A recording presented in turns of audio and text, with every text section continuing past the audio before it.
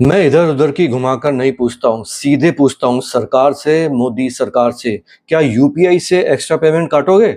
सरकार कह रही है कि नहीं काटेंगे, लेकिन यह होगा। सरकार चाहे कितनी भी रोक लगा दे, कह दे कि वो इतने पर पैसा नहीं लगेगा, उतने पर पैसा नहीं लगेगा, लेकिन वे देश के व्यापारियों को नहीं जानती है। जब उनकी जेब से पैसा कटेगा, तो वे जनता की जेब काटने से नहीं चूकेंगे। सरकार चाहे कुछ कर ले, एक तरफ तो सरकार डिजिटल पेमेंट बढ़ाने की बात करती है, तो दूसरी तरफ इस पर टैक्स लगाने की तैयारी कर रही है। जी हाँ, मैं सही कह रहा हूं।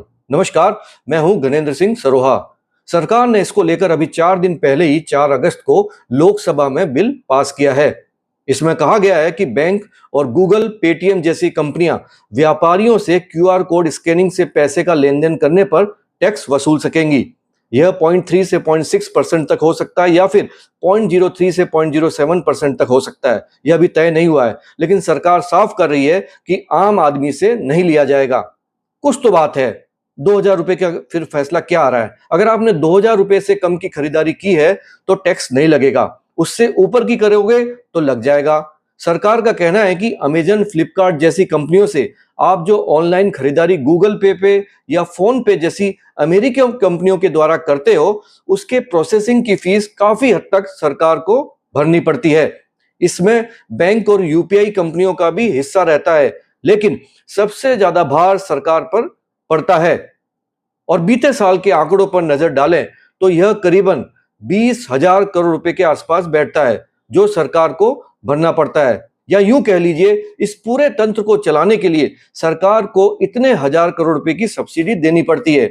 वॉलमार्ट की गूगल पे, फोन पे जैसी अमेरिकी कंपनियों को जो भी इस हालात में है, वे व्यापारियों से पैसे लेकर सरकार को दे सकती हैं, लेकिन वे ऐसा नहीं करती। अब यहां तक एक नया पैच और आ गया है।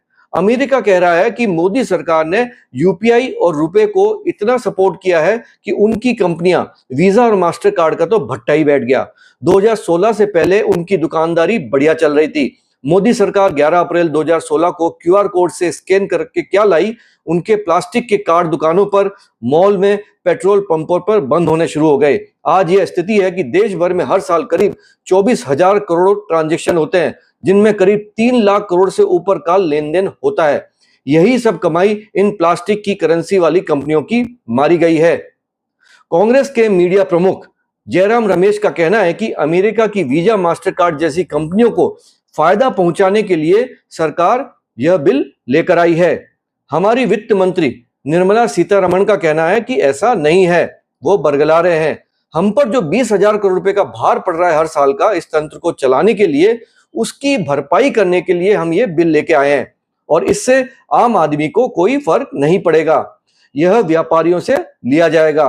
विभिन्न रिपोर्ट के अनुसार जो हमारे साल भर में 24,000 करोड़ बार ट्रांजैक्शन होता है, उसमें 2,000 रुपए से कम के लेन देन वाले 96% है, लेकिन इन 2,000 से ऊपर वाले 4% में 2/3 का लेन देन होता है, जो करीब 2.25 लाख करोड़ रुपए के आसपास पहुंचता है। कहने का मतलब है कि जो बड़े खरीदार हैं, वे भी क्यूआर कोड की फ्री की सर्विस ले रहे हैं, जबकि उनकी ऐसी हैसियत है कि वे इसे भर सकते हैं। ऐसे में इस प्रोसेस पर टैक्स लगेगा तो 2 पैसे सरकार के पास ही आएंगे। तभी इस पैसे का उपयोग सरकार इस स्कैनिंग सिस्टम को गांव-गांव तक और पहुंचा पाएगी। हालांकि क्यूआर कोड गांव-गांव तक तो पहुंच चुका है, सरकार और कहां पहुंचाएगी यह तो पता नहीं, लेकिन इतना तो सही है कि इस पूरे तंत्र को चलाने में इसमें गड़बड़ी नहीं हो, लोगों के साथ धोखा नहीं हो, हर एक की केवाईसी मेंटेन रखे, इन सब में पैसा तो लगता ही है, जो सरकार के मुताबिक करीब 20,000 करोड़ रुपए सालाना होता है। इसकी भरपाई तो करनी ही चाहिए, ठीक है, मान गए। लेकिन समस्या क्या है पता है आपको? शुरू में तो ये बड़े व्यापारियों पर लगेगा और सरकार भी बड़े व्यापारियों पर ही लगाएगी, लेकिन होगा क्या जब आपके पड़ोस का किराने वाला दुकानदार, सब्जी वाला, चाय वाला सब इसमें शामिल हो जाएंगे और वसूलने लग जाएंगे। तब आप कहां किस किस का मुंह पकड़ोगे? अब आप 1-2 रुपए या 10 रुपए के लिए झगड़ा तो नहीं करोगे, आगे बढ़ जाओगे, क्योंकि आजकल तो 10 रुपए से कम की भीख तो भिखारी भी नहीं लेता है।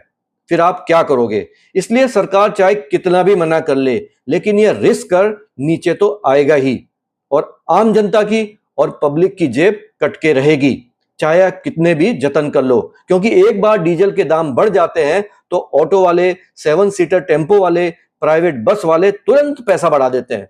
फिर आप दाम कम भी कर दो, वैट वूट हटाकर या कम करके, वो नहीं मानते हैं। देखते हैं E20 के बाद मोदी सरकार के QR कोड गले की फांस बनेगा या नहीं।